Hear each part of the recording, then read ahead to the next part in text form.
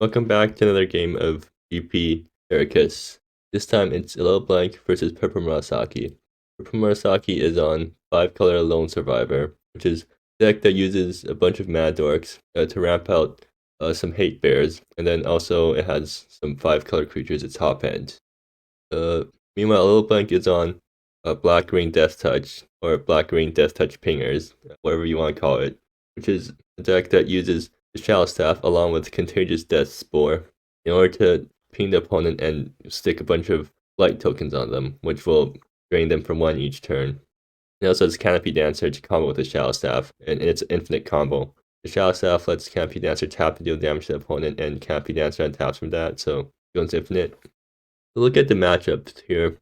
I don't think ALittleBlank's deck is what Purplemurasaki really wants to be playing against, because ALittleBlank doesn't run that many non-creature spells, so the non-creature hate in Purplemurasaki's deck doesn't really do as much as it could. I think the only non-creature spells that ALittleBlank runs is Fistfold and Becking the Damned. Actually, Conspirat.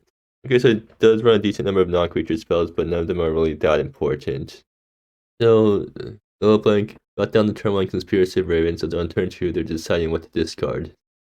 They probably want to discard one of the ramp pieces, so either Dowan's Masterwork or El Humble Apprentice, and they decide to discard the Dowan because that card actually puts Purplemurasaki up on lands, as opposed to just fetching them a basic. So ALittleBlank draws Becking the Damned. So they have 2 Canopy Dancers into removal and a reanimation spell, but they don't have any threats. So no Contagious Death Spores and no the Shadow Staff. And they're gonna Pithfold the Mad Dork, which makes sense. They don't want Purplemurasaki to ramp too much. Purplemurasaki draws another one of their 5-color top-end creatures. So L fetches a forest. ALittleBlank draws another land. Not what they're looking for. But they're gonna play Canopy Dancer. So that actually is pretty dangerous to Purplemurasaki, because if ALittleBlank draws the Shadow Staff anytime from now on, then they instantly win, because Shadow Staff plus Canopy Dancer is an infinite combo. And Purplemurasaki draws Hellion Devastator, but doesn't have enough mana to cast it right now. And they're probably going to try Hellion Devastator Canopy Dancers as soon as possible, because they don't want to get comboed out. ALittleBlank plays Conspiracy of Ravens. So yeah, the problem with Conspiracy of Ravens is that it doesn't go off right away. So Purplemurasaki will have a turn to play Hellion Devastator before Conspiracy of Ravens goes off and takes something.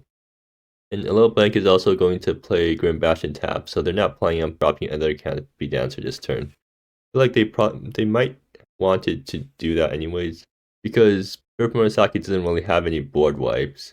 So if ALittleBlank dropped another Canopy Dancer, then Purplemurasaki only has 1 instant speed or 1 single target removal spell to kill one of the Canopy Dancers, and if that means ALittleBlank is left with another Canopy Dancer, and if ALittleBlank draws the Shadow Staff anytime from then on, it's an instant win.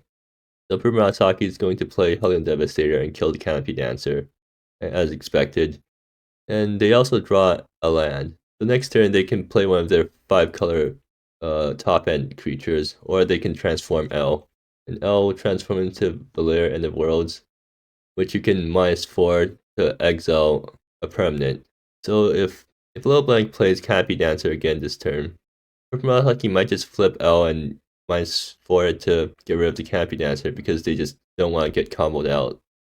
So ALittleBlank sees Purplemurasaki's hand of a mono 5-color top-end creatures and decides to take the Submerge. I guess because that card gets them the most value. ALittleBlank isn't really happy to see any of those 5-color creatures calm down. Oh, the Deathtouchers do Brickwall the Maelstrom Elemental. So that's why they took Submerge, because that card gets Purplemurasaki value, even if it dies to Deathtoucher. Oh, and it also flies over Deathtouchers. ALittleBlank is going to fetch, and they're going to play Canopy Dancer. So Purplemurasaki, are they going to flip out just to kill the Canopy Dancer? So how afraid are they of the combo? I mean, at this point, they probably know that the combo isn't in ALittleBlank's hand, because they probably would have dropped it earlier. So yeah, they have 3 choices here. They can either Submerge Maelstrom Elemental or flip L. flipping L is probably the safest choice here because that way you're absolutely sure that you're not going to lose to Shadow Staff top deck. Murasaki swings in first. I'm assuming ALittleBlank just doesn't block. They could have blocked with Neltoth, but they know that Submerg's in hand, so they don't want Hollow Devastator to die because Submerg can just get it back and then kill something with it. From Murasaki playing their land and fetching last color they need. So yeah, if Purplemurasaki wants to be 100% safe, they'll probably flip out and -4 the Canopy Dancer. But if they want to be a bit more risky, then they can play one of their top end 5 drops and then try to win from there. And yeah, it seems like Purplemurasaki is going for a safe option and they're going to spend 5 mana to flip out Valier and -4, which exiles Canopy Dancer but also causes Valier to die. I mean, it's 5 colors, stack L, exile target permanent. Or target creature. That's not actually that bad because it comes attached to a 2 mana creature that also fetches a basic. Okay, so ALittleBlank's going to play Conspiracy of Ravens, or they're going to play Beck and the Dam to get back Conspiracy of Ravens and Canopy Dancer. And that's probably the main reason that ALittleBlank's running Conspiracy of Ravens in their deck, because you can get it back with Beck and the Dam, and you have a bunch of 3-drop creatures, so beckoning a 3-drop creature plus the Conspiracy is really good. Meanwhile, Purplemurasaki draws Thriving Budling. So they have 6 mana this turn, so they can play down Thriving Budling and play a 5-drop, and that would give it Augmented. Except they can't because they don't have the right colors of mana. They would need 2 green in order to do that. So instead, I think Purplemurasaki is just going to play one of their 5-drops. Okay, they're gonna run out Submerg first. Probably a good decision because Maelstrom Elemental isn't going to be attacking through anyways. And once Conspiracy of Ravens is going to end up stripping Purplemurasaki's hand, they might not have anything else to trigger Maelstrom Elemental with. Anyway, Submerg, when you cast it, you get to look at the top 5 cards of your deck, plus your graveyard, and search out any number of creatures with total mana value 5 or less. So Purplemurasaki finds a few Thriving Budlings. Oh, wait, this is a really good hit. Wow. Okay, one of the Thriving Budlings came from the graveyard, but yeah, getting 4 creatures off Submerg with spending all 5 of its mana, and also getting the augmented triggers onto the Thriving Budlings because you've spent 5 colors of mana casting the grid on Submerg. That was an insane turn. I think Purplemurasaki is just going to win here because, well, no, actually no. ALittleBlank can draw. Yeah, ALittleBlank can just top deck the Shadow Staff, and if they do that, then they win. So yeah, the game is just going to come down to the top deck. Do they top deck it? No, they get a land. Okay, in that case, I think Purplemurasaki probably wins. Do they have lethal? Well, ALittleBlank is going to concede before I can count. So yeah, that's game 1. But unfortunate that ALittleBlank never drew any of their combo pieces, or they only drew half of their combo pieces. They never drew any of the Shadow Staffs. Looking at sideboarding, ALittleBlank, well, Stolen Secrets hits all of the creatures, and Augury maybe hits top end. Actually, not sure what they're gonna bring in. They might actually bring in Slayer Defamed, because Purplemurasaki is running a creature deck. So meanwhile, Purplemurasaki, they're probably going to board out a lot of the Hate Bears.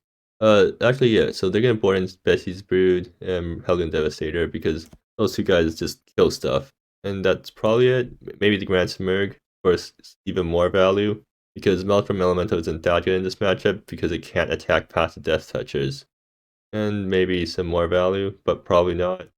And we're back for game 2. Purplemurasaki seems like they've kept in the Summit Guardians, and yeah, they brought in Sporeflow Protectors. But yeah, I guess Sporeflow is also Grave Hate because ALittleBlank runs Beck in the Damned. So Purplemurasaki keeps a hand with L and Dovan's Masterwork. Meanwhile, ALittleBlank keeps a hand with Neltoth. So turn 1 Neltoth, turn 2 that's Contagious Death Spore, and possibly turn 3 Eldraine's Masterpiece. And 2 of them, in fact. So yeah, that's a really good hand for ALittleBlank. Purplemurasaki draws another L, so not exactly what they want.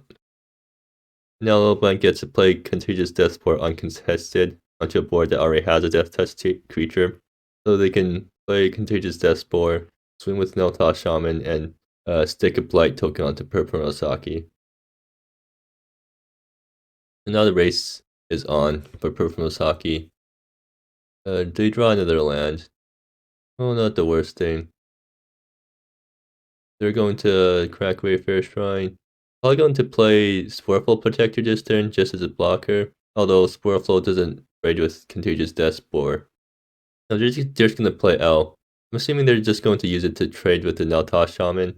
I mean, L already fetched them a basic, so trading it for Deathtouch here is probably good enough. I'm assuming next turn they're probably going to Dobon's Masterwork. And they're kind of just hoping that they can ramp up to their top end before ALittleBlank can do too much damage. ALittleBlank draws another Contagious Death Spore, so now Purplemurasaki is kind of in trouble. They swing with both, and Purplemurasaki is going to trade L for Deathtouch Shaman. And now that there's 2 Death Spores in play, they get 2 Blight counters from this, and they're losing 3 life each turn. And Purplemurasaki draws another land. And not what they're looking for. So if they play Dobon's Masterwork this turn, they can get to 5 mana next turn. That might be what they're doing because they get to 5 mana and then they just hope that they draw into Submerg and Submerg finds them some way to not die. Purplemurasaki doesn't actually run any board wipes, so he has no way of getting, or they have no way of getting rid of the Blight tokens. ALittleBlank draws Campy Dancer. There's still no lands, but seems like ALittleBlank doesn't really need more lands right now, and Purplemurasaki is just going to concede after their blocker gets killed. Yeah, that was an incredibly fast game. ALittleBlank got exactly what they needed, which was 2 Contagious Death Spores against an opponent that can't really block them that well. The Shadow Staff wasn't even needed there, or the 3rd land for that matter. So seeing the bludgeon speed of that game, Purplemurasaki might be bringing in stand unassailable. Okay, so game 3, Purplemurasaki draws a hand with 1 land and a Mad Dork, or 2 Mad Dorks. So, but they're not going to keep that, yes, because it's too risky. They draw a hand with 2 Mad Dorks, great, it's stand unstable. They're probably keeping that, it's good enough, and they can bomb the legendary Mad Dork. Meanwhile, ALittleBlank gets a hand with Happy Dancer plus Shadow Staff. But they might also keep that because they have the combo in hand. They can, if they draw the 3rd land, they can go turn 3 Campy Dancer, and if it doesn't get answered, go to the Shadow Staff next turn and win. Purplemurasaki is going to play their tapped land turn 1, probably because they need to save Wayfarer Shrine for a non-green source. And ALittleBlank does draw their 3rd land, so this game might just be over on turn 4. Okay, Purplemurasaki is going to play down Grade as a land. Yeah, that makes sense because they need to get all the colors of mana. So the game might not be as over as it looks because Purplemurasaki can drop a Lone Survivor, and Lone Survivor will delay the Shadow Staff by a turn. Or no, it doesn't matter because ALittleBlank drew their 4th land, so yeah, even if Lone Survivor comes down, ALittleBlank can still go turn 3 Campy Dancer, turn 4 the Shadow Staff. But Purplemurasaki draws Hellion Devastator, so now they're not completely dead because they can Hellion Devastator the Campy Guide or Campy Dancer. And I think Purplemurasaki is probably just going to go Starving Bundling Lone Survivor this turn. Yeah, they're just gonna drop their hand. Stand Unless-Able is a slight non-bow with all of their 8 bear effects, but at the same time they don't really have that many good options against burn.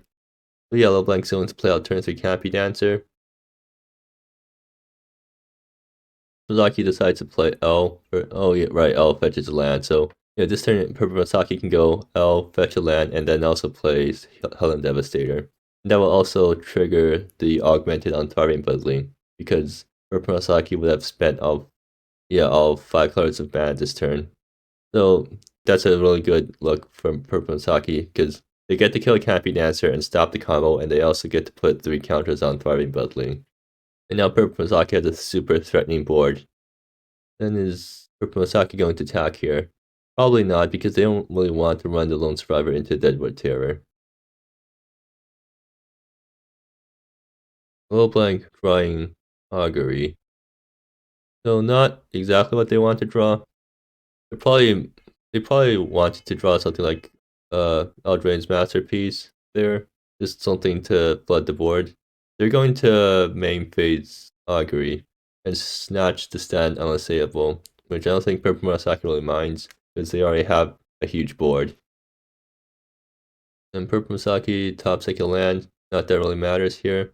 Can Osk Osk command can be used to transform L. The thing here, Purplemurasaki just transforms L and starts plussing it as a planeswalker. L flips, and Purplemurasaki's, well, actually +1 and -2 are all pretty good options here. But yeah, they're just going to +2 and discard one of their lands.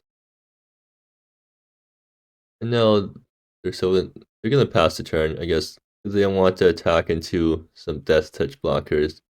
Yeah, it actually will be interesting to see how Purplemurasaki ends the game here, because ALittleBlank can keep making Deathtouch blockers. Okay, the Shadow Staff doesn't do damage to planeswalkers. So here, ALittleBlank can play either 2 Deathtouch creatures or the Shadow Staff. They're just going to play 2 Deathtouch creatures. Oh, and Midland Scavenger hits the Canopy Dancer, but they're going to take Contagious Death Spore instead. Probably because Canopy Dancer just gets answered by Valier, so I want to take something higher value.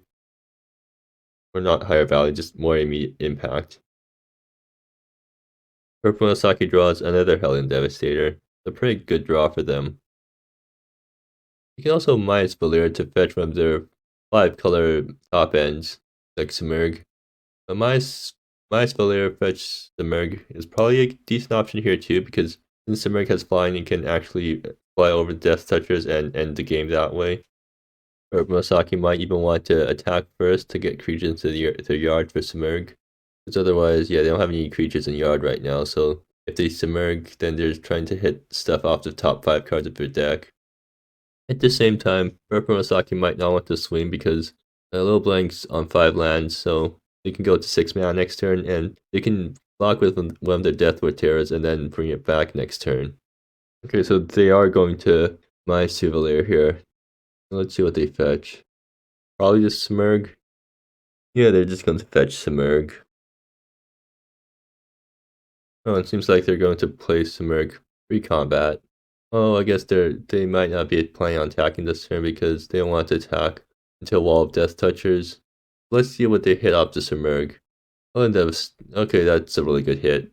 So Hellion Devastator probably hits Augury here because all of their other creatures have death triggers or can come back from the graveyard. Now Purplemurasaki has a massive board. And Thriving Budling gets counters again from Augmented. ALittleBlank draws another land. And they're just going to concede. They don't want to think about how to deal with that board. So yeah, the game actually looked pretty close in ALittleBlank's favor because they had turn 3 Canopy Dancer into turn 4 Shadow Staff, but Purplemurasaki top decked Hellion Devastator just in time to prevent that from happening, and the game pretty much spiraled out of ALittleBlank's control after that.